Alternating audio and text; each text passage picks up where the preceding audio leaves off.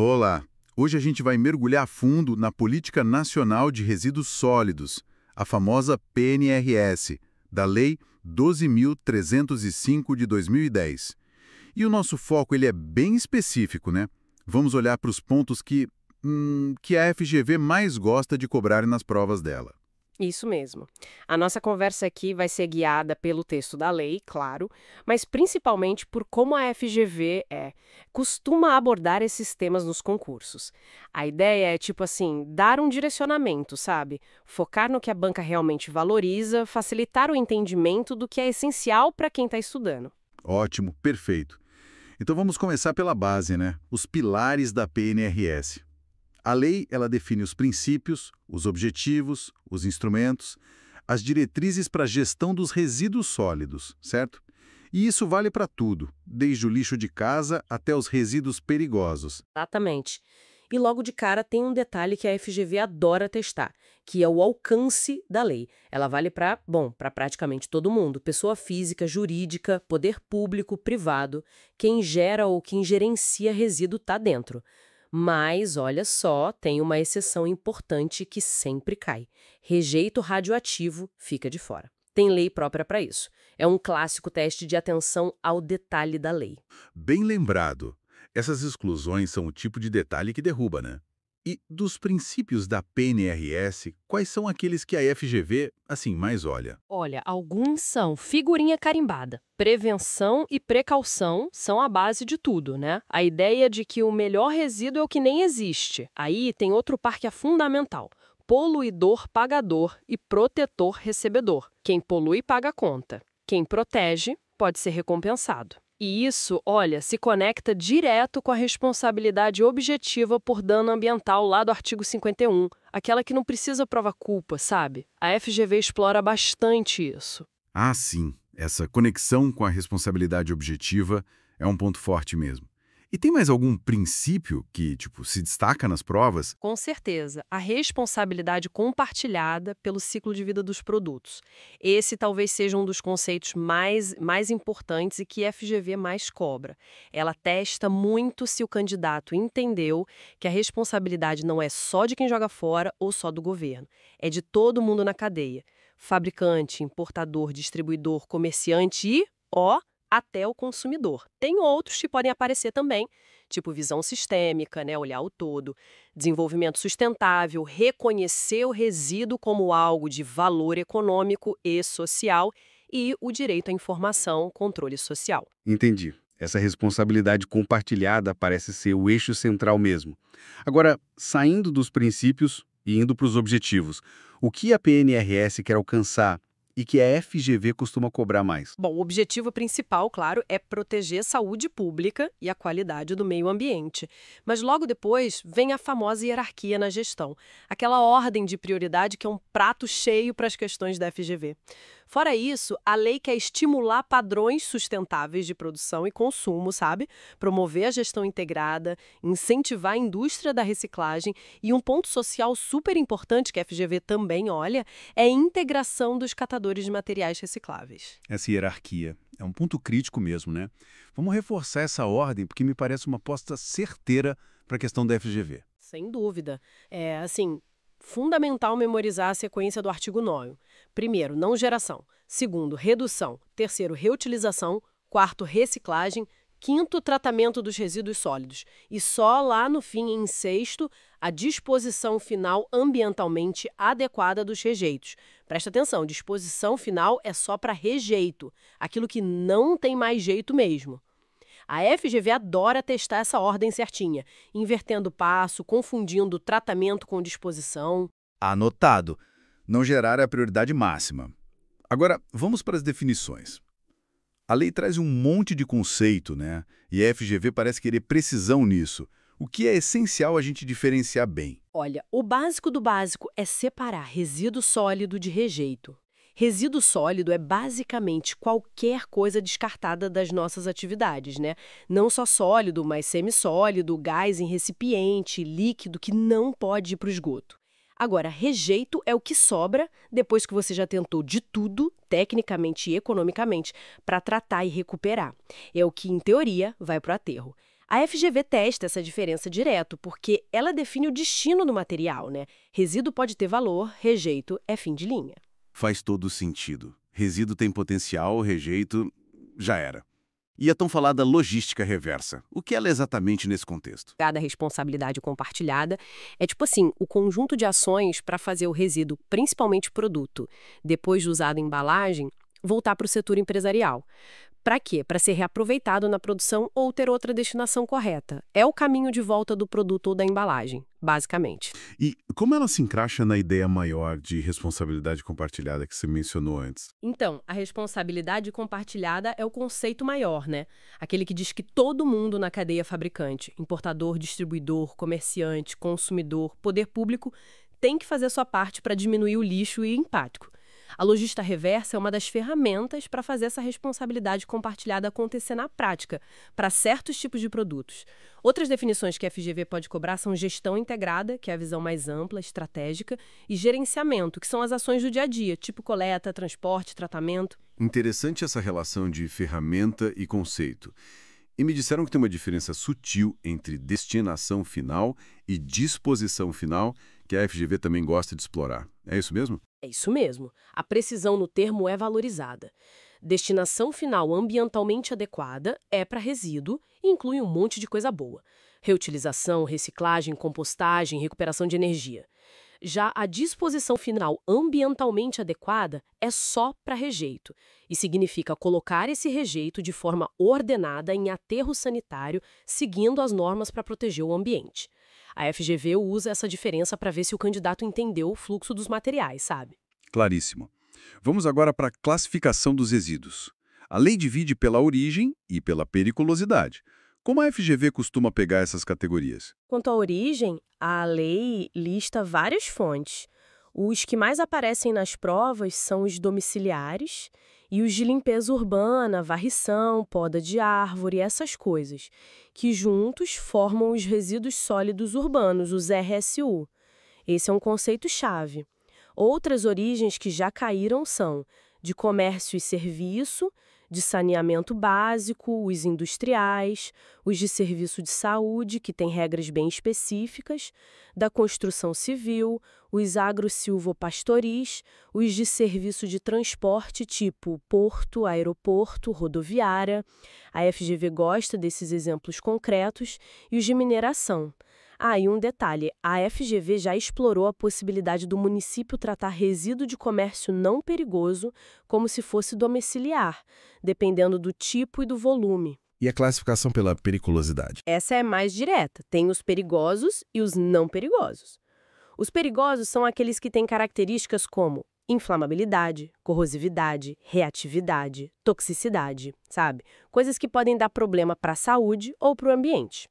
A FGV geralmente usa essa classificação em questões sobre como manusear, tratar ou sobre responsabilidades diferentes para esses materiais. Ok, classificações entendidas. Vamos agora para os instrumentos. O que a PNRS oferece para alcançar os objetivos? Quais são os preferidos da FGV aí? Olha, a FGV foca muito nos instrumentos mais práticos e naqueles ligados à responsabilidade compartilhada e à gestão dos municípios. Com certeza, os planos de resíduos sólidos que a gente vai detalhar já já, a coleta seletiva e os sistemas de logística reversa são os campeões de audiência nas provas. A coleta seletiva é vista como essencial para a gestão integrada, né? E a FGV pode perguntar sobre como ela é feita porta a porta, pontos de entrega voluntários, PEVs, ou sobre como a educação ambiental é importante para ela funcionar. E além desses três principais, que mais aparece? Reciclagem, ligado ao protetor recebedor. A educação ambiental como um instrumento por si só, os acordos setoriais, que são pactos entre governo e empresas para implementar logística reversa, por exemplo, termos de compromisso e os TACs, né, os termos de ajustamento de conduta, o incentivo às cooperativas e associações de catadores, que é um ponto social chave, o SINIR, que é o sistema de informações para monitorar tudo, e, claro, o monitoramento e a fiscalização. E atenção para uma pegadinha clássica da FGV, ela já tentou colocar proibição de consórcios como instrumento, mas é o contrário, o incentivo à formação de consórcios públicos é que é um instrumento da lei. Boa dica sobre a pegadinha. Vamos então aprofundar na logística reversa, já que parece ser um tema tão quente. Quais produtos têm essa obrigação direto na lei? Então, o artigo 33 tem uma lista que, olha, tem que saber. A FGV cobra nome por nome. Vamos lá.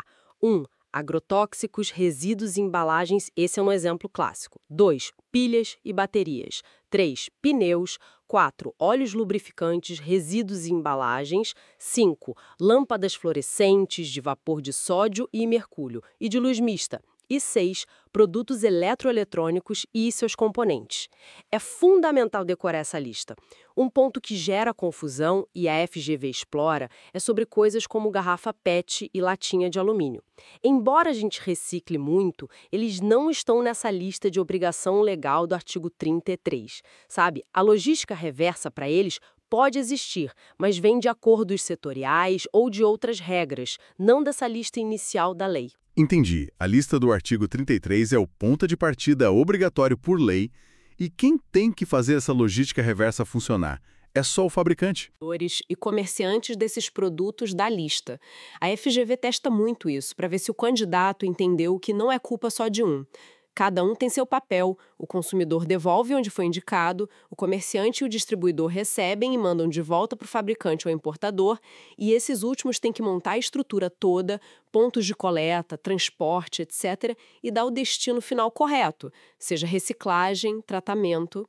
E como esse sistema se relaciona com a coleta de lixo normal que a prefeitura faz? A regra geral é que a logística reversa funciona separada do serviço público de limpeza urbana. São coisas diferentes, sistemas paralelos. Mas a lei prevê que, se o poder público, município ou um consórcio participar de alguma etapa dessa logística, através de um acordo formal com as empresas, ele tem que ser pago por isso. Outro detalhe que a FGV pode pegar. Todo mundo envolvido na logística reversa, menos o consumidor, tem que manter informações atualizadas sobre o sistema e mostrar para os órgãos ambientais. Muita coisa importante sobre logística reversa.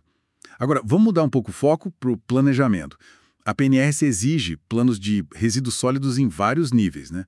Como isso funciona? Sim, tem uma hierarquia de planos. Começa lá em cima, no nível federal, com o Plano Nacional. Depois vem os planos estaduais. Aí pode ter planos microrregionais, de regiões metropolitanas ou intermunicipais. No nível local, que é super importante, tem o Plano Municipal de Gestão Integrada, o PMGIRS. E, por fim, os planos de gerenciamento, os PGRS, que são para geradores específicos. O Plano Nacional tem alguma coisa específica que a FGV costuma destacar? Tem, sim. Alguns pontos são relevantes. Ele não tem prazo de validade, mas planeja para 20 anos e tem que ser atualizado a cada 4 anos. Sobre o que tem dentro, a FGV já cobrou a necessidade de ter um diagnóstico, projetar cenários, ter metas de redução, reciclagem e, muito importante, metas para acabar com os lixões, incluindo a questão social dos catadores. Outro ponto é que ele tem que ser feito com participação da sociedade. Os planos estaduais seguem uma lógica parecida, sabe? Vigência indeterminada, horizonte de 20 anos, revisão a cada 4, e eles são obrigatórios para o Estado receber dinheiro federal para essa área. Um ponto que a FGV já pegou é que o plano estadual tem que prever jeitos de incentivar os municípios a trabalharem juntos, em consórcio ou de forma compartilhada. E o Plano Municipal de Gestão Integrada, o PMGIRS. Esse parece ser um dos queridinhos da FGV. Com certeza, ele é, assim, muito relevante. Primeiro porque ter o plano é condição para o município receber recurso federal para limpeza urbana, manejo de resíduos. E a lei ainda dá prioridade para quem faz consórcio ou implanta coleta seletiva com catadores. A FGV adora cobrar o conteúdo mínimo obrigatório do PMGRS. E a lista é grande, está lá no artigo 19. Diagnóstico local, onde colocar os resíduos, quem são os grandes geradores que precisam de PGRS, como fazer as operações, indicadores de desempenho, isso já caiu. Regras de transporte, educação ambiental, metas de redução, reuso, reciclagem, como garantir a grana para manter os serviços, cobrança, como incluir os catadores social e economicamente, como o município vai participar da logística reversa, como fiscalizar, identificar áreas contaminadas e até como gerar emprego e renda com reciclagem. Isso também já foi cobrado. Uau, é uma lista e tanto mesmo. E tem alguma facilidade para a cidade pequena? Tem sim. Município com menos de 20 mil habitantes pode ter um plano mais simples. Mas, aqui vem a pegadinha que a FGV ama. Essa simplificação não vale se o município, mesmo pequeno, for de interesse turístico, ou se estiver na área de influência de um grande empreendimento, ou se tiver unidade de conservação lá. Conhecer essas exceções é fundamental. Outra coisa, o PMGRS pode estar dentro do plano de saneamento básico, e ter o PMGRS não tira a necessidade de licença ambiental para aterro e outras coisas. Ótimas dicas sobre as exceções. E o último nível de planejamento, o Plano de Gerenciamento, o PGRS. Quem exatamente precisa ter um desses? O PGRS é para categorias específicas de geradores que estão listadas lá no artigo 20. A FGV pergunta direto quem precisa ter. Então vamos lá. Quem gera resíduo de serviço de saneamento básico, da indústria, de serviço de saúde, da construção civil, de transporte, porto, aeroporto, rodoviária, etc., de atividade agro-silvopastoril, se o órgão ambiental pedir, e da mineração. Além desses, também precisam os comércios e serviços que geram resíduo perigoso, ou aqueles que, mesmo não sendo perigosos, o município não considera como lixo doméstico comum por causa do tipo, da composição ou do volume. Saber dizer se um certo gerador precisa ou não de PGS é uma habilidade que a banca testa. E o que esse PGS precisa ter dentro dele? O conteúdo mínimo, também detalhado na lei, artigo 21, inclui descrever a atividade, fazer um diagnóstico do lixo gerado, de onde vem, quanto é, o que é, dizer quem é responsável por cada etapa, separar, coletar, transportar, tratar, definir como fazer as coisas, identificar soluções conjuntas, ações para prevenir e corrigir problemas, metas para diminuir, reutilizar, reciclar e, importante, o que fazer com os passivos ambientais, as áreas já contaminadas por resíduos. A FGV já cobrou especificamente sobre isso. O PGRS precisa ter um responsável técnico, tem que estar atualizado e disponível para fiscalização e faz parte do licenciamento ambiental da atividade. Perfeito. Cobrimos bem os planos. Agora voltando um pouquinho na responsabilidade compartilhada.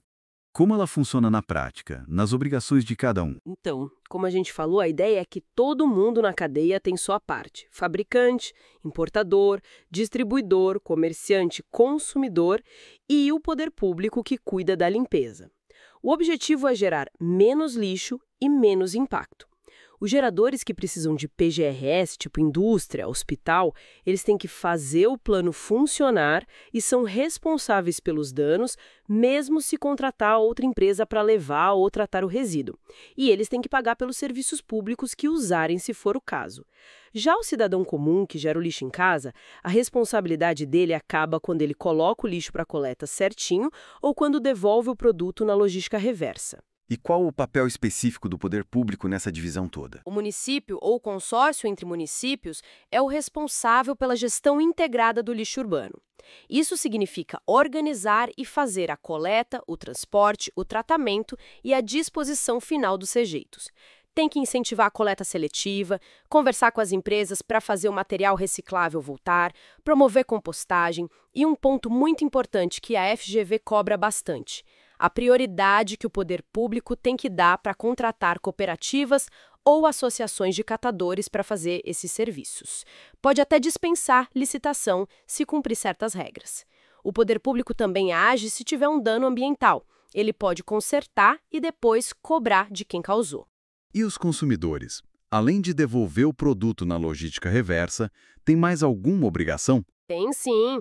A lei fala lá no artigo 35 que o consumidor é obrigado a separar o lixo em casa de forma adequada e diferenciada e entregar para coleta seletiva quando tiver.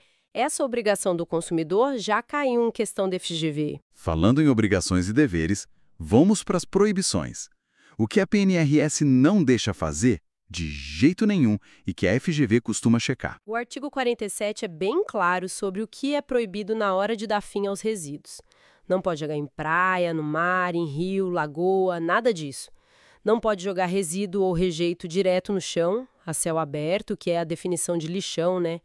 E não pode queimar lixo a céu aberto ou em lugar sem licença, a não ser em emergência sanitária, com autorização. E tem mais. O artigo 48 proíbe certas coisas lá na área do aterro, tipo catação, embora a inclusão social seja objetivo, criar animal, morar lá, nem que seja temporário, e usar o rejeito que alimenta a gente ou bicho. A FGV adora usar essas proibições em questão de certo ou errado. E sobre importar lixo, isso já deu o que falar, né? Como a lei trata isso hoje? Esse é um ponto-chave e que mudou há relativamente pouco tempo, viu? Com a Lei 50088 de 2025, que alterou o artigo 49. A regra geral agora é proibido importar resíduo sólido e rejeito de qualquer tipo. A lei até fala especificamente papel, plástico, vidro, metal, mas, como quase toda regra, tem exceções, que ainda precisam de regulamentação. Resíduo para virar matéria-prima estratégica aqui, a para de papel, de fibra longa, certos tipos de metal e a volta para o Brasil via logística reversa de autopeças que foram remanufaturadas aqui e exportadas. É fundamental saber a regra atual porque a questão antiga pode te levar para o erro. A FGV pode testar tanto a regra geral proibido quanto se você conhece as exceções. Ótima atualização sobre a importação. Para a gente ir caminhando para o final, alguns pontos sobre prazos e sanções. Ainda tem prazo para acabar com os lixões? Tem sim, mas ele foi atualizado pelo Marco do Saneamento, a Lei 14.026 de 2020, que mexeu na PNRS nesse ponto, artigo 54. Aquele prazo original de 2014, não foi cumprido, né? A lei nova colocou um escalonamento para os municípios darem um jeito nos lixões e fazerem a disposição final correta dos rejeitos.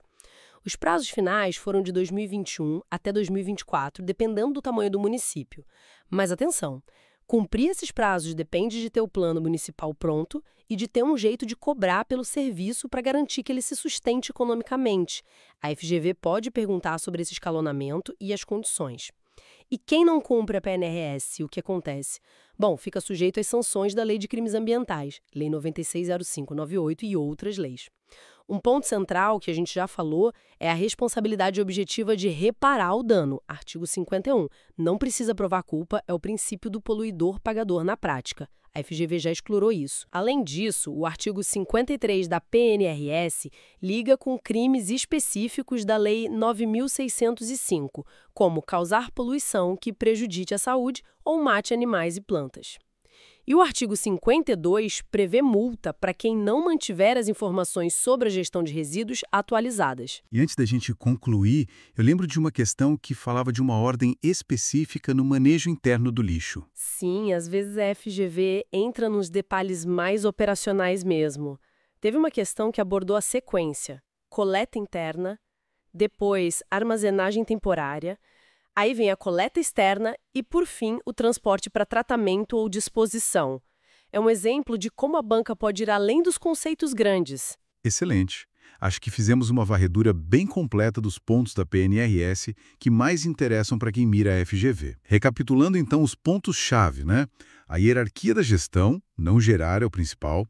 A responsabilidade compartilhada, que pega todo mundo na cadeia, a lista dos produtos da logística reversa obrigatória tem que decorar, as exigências e o que tem que ter nos planos municipal e de gerenciamento, atenção aos detalhes, e as proibições cruciais, lixão, importação e geral, atividades em aterro. Com certeza, dominar esses conceitos e principalmente as nuances, os detalhes que a FGV gosta de explorar, as exceções, as listas, é um diferencial importante mesmo para quem está se preparando para concurso dessa banca que cobre direito ambiental ou gestão pública, né? E para finalizar, fica aqui uma provocação para a gente pensar. A PNS dá uma base legal sólida, define responsabilidades, mas se a gente olhar além do que a lei manda, do que a gente discutiu aqui, De que forma que, se todo mundo, desde o cidadão em casa, as empresas, o governo, realmente internalizar os princípios de não gerar, de reduzir da economia circular, como isso pode acelerar de verdade a nossa transição para um modelo de gestão de resíduos no Brasil que não seja só legalmente correto, mas que seja de fato sustentável e regenerativo. Fica aí a reflexão. uma ótima pergunta para a gente levar. Com isso, a gente encerra essa análise focada na PNRS aplicada aos desafios dos concursos da FGV.